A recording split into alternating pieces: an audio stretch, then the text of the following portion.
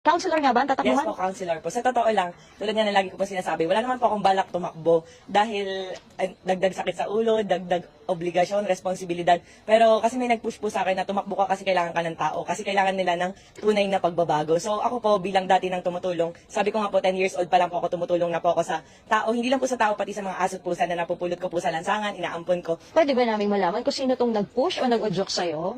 Sa totoo lang po, hindi po sila politiko or normal na tao lang po, kaibigan ko lang po. Marami pong kumukuha sa akin na iba't ibang partido, pero mas nananatili po na gusto ko maging independent para iwas pa pumulitika po. Pero with regards to lawmaking, yung pagpapatupad, paano naman natin i-compensate yon kung nandun tayo sa puros tulong, Rosmar? So, tulad po ng sinasabi ko, lahat ng bagay pwedeng matutunan. Hindi naman po ako bobong tao. Pagiging prangka, hindi po ako bobo. Nakagraduate po ako sa Far Eastern University, batch 2015. And section 1 po ako doon, pilot section po talaga ako. Sa social media po, minsan po